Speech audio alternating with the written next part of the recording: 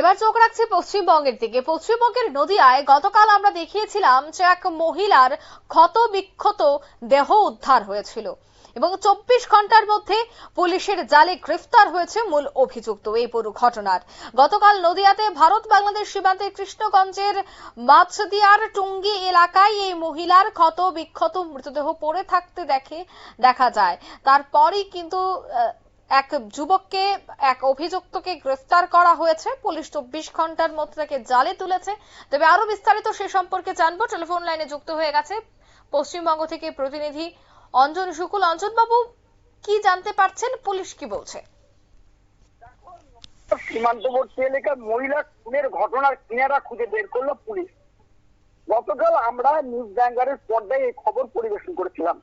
আর 24 ঘন্টার মধ্যে পুলিশের জালে গ্রেফতার মূল অভিযুক্ত। গতকাল নদিয়ার ভারত বাংলাদেশ সীমান্তে কৃষ্ণগঞ্জের মাছদিয়ার টুঙ্গি এলাকায় এক মহিলা ক্ষত বিক্ষত মৃতদেহ পড়ে থাকে একটি পাট খেতে। মহিলার শরীরে একাধিক ছুরির আঘাত ছিল। পুলিশের প্রাথমিক অনুমান ছিল ওই মহিলাকে নৃশংসভাবে খুন করা হচ্ছে। আর এই ঘটনায় আতঙ্কিত হয়ে পড়ে সীমান্তবর্তী এলাকার মানুষ। এরপরে শুরু হয় তদন্ত। পুলিশ সূত্রে জানা গেছে খুনের ঘটনার কিনারা খুঁজতে অভিযান চালায় এবং এলাকার বেশ কয়েকজনকে আটক করে। তারপরে জিজ্ঞাসাবাদ করে সূত্র ধরে এবং যে মহিলা খুন হয়েছে তার স্বামীকেও জিজ্ঞাসাবাদ করা হয়। আর জিজ্ঞাসাবাদের পরে তার স্বামী জানায় তার আরো দুটো অবৈধ সম্পর্ক তৈরি হয়েছে। আর এই সম্পর্কের জেরের জন্যই হয়তো খুন হতে পারে। তারপরে পুলিশের হাতে উঠে আসে সেই চাঞ্চল্যকর তথ্য।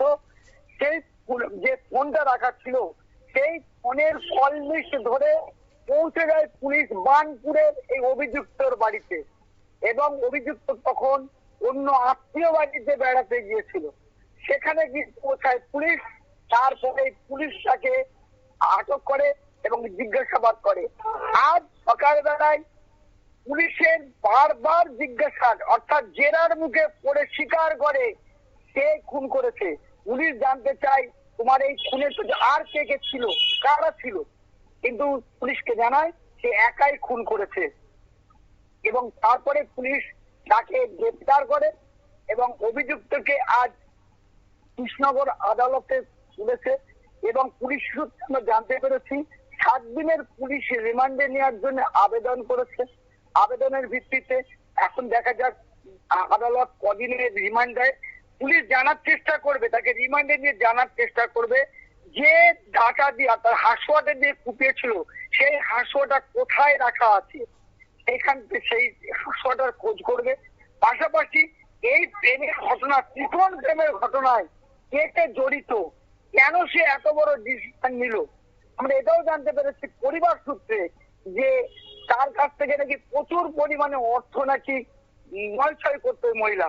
তারপরে অবৈধ সম্পর্কের পরেও গত পরশুদিন রাত্রিবেলায় সে নাকি তার বাড়িতে যাওয়ার কথা ছিল, যায়নি। আর সেই আক্রোশবশতই নাকি তাকে খুন করেছে। এখন সম্পূর্ণ তদন্তের স্বার্থে পুলিশ তদন্ত করছে।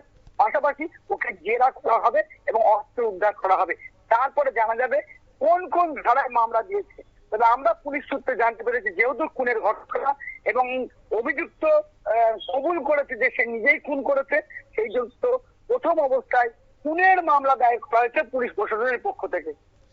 একদমই ধন্যবাদ অঞ্জন বাবু। অর্থাৎ মহিলা খুনের ঘটনায় মূল অভিযুক্তকে গ্রেফতার করা হয়েছে এবং মূল অভিযুক্ত স্বীকার করেছে যে সে এই খুন করেছে। পরকীয়ার জেরেই, ত্রিকোণ প্রেমের জেরেই এই হত্যা লীলা বলে এখনো পর্যন্ত জানা গেছে। তবে পুলিশকে তদন্তে আরো সবটা বিষয় স্পষ্ট হবে। নিয়ে নিচ্ছি ছোট্ট একটি বিজ্ঞাপন বিরতির সঙ্গে থাকুন।